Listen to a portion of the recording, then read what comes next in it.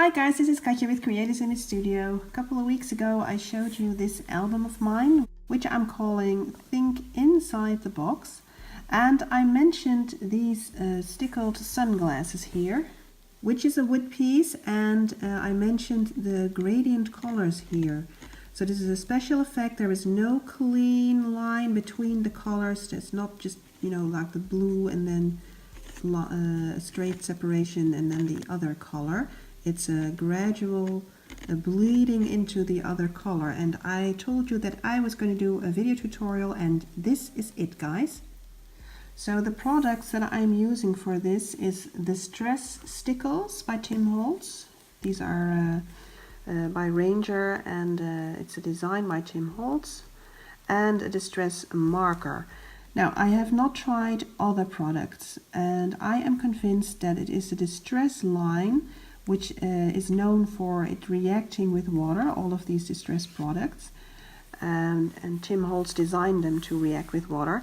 But I find that they also react with each other. So that is why I recommend you use both products from the Distress line, because I don't know what regular Stickles would do. I believe they will not have that bleeding effect of the color creating a gradient that these two will have. But you can experiment with these and other products, of course. So I am just showing you what I found with these kinds of Distress products. You could, of course, use any color that you like. I do recommend that the color of Distress Stickles that you choose is not too dark, because, the other color will have to bleed into it, and if it's like black or some very dark color, you may not see it. So that as an introduction. Now, for this tutorial I am using a small wooden piece. It is small because I didn't have any other wood piece available. Now what I did here is use actually two different Distress Stickle colors. So I used this one, which is the antique linen. And the blue color that you see here is weathered wood. So this is the same color as this marker, but then I used Distress Stickles in weathered wood. So this is what you would normally get if you use two colors of Distress Stickles. So it is a nice effect, but there's no bleeding into each other. So there's no gradient of colors there.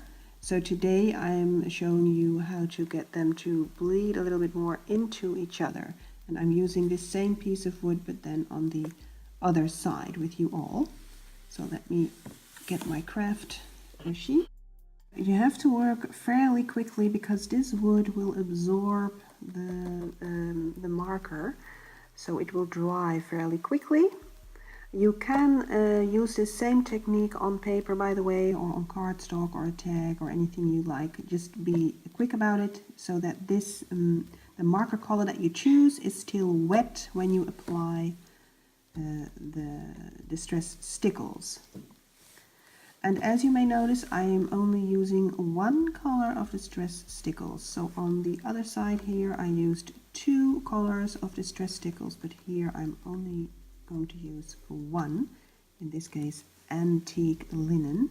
And as I mentioned, you can use any color you please.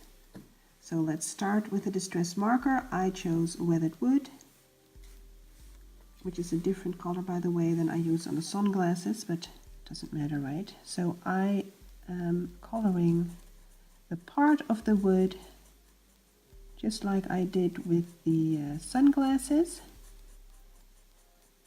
So like this.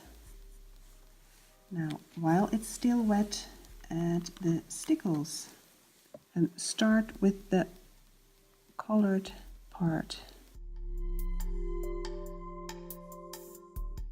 And just be generous about it.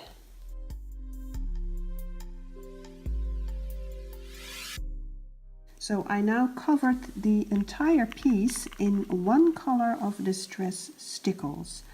So now we are going to have to wait to let this dry, which will take probably about 2 hours, maybe 3, because I was very generous with these Stickles. So let's wait until it's dry.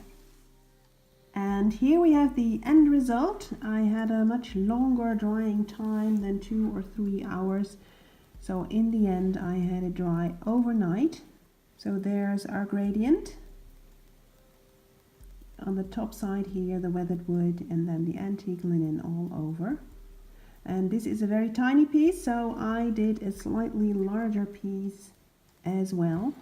So here's a little arrow, also a wood piece, and as you can see the weathered wood color here, and it mixed beautifully with the antique linen.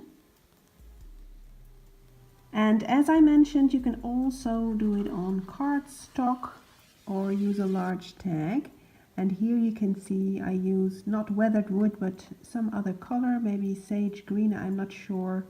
This was a couple of weeks ago, so I'm not sure what color I used, but you can see here on the outer ring here that I used some kind of distress marker color here, and then covered it up with, again, the antique linen, which is one of my favorite colors, as you may have noticed by now.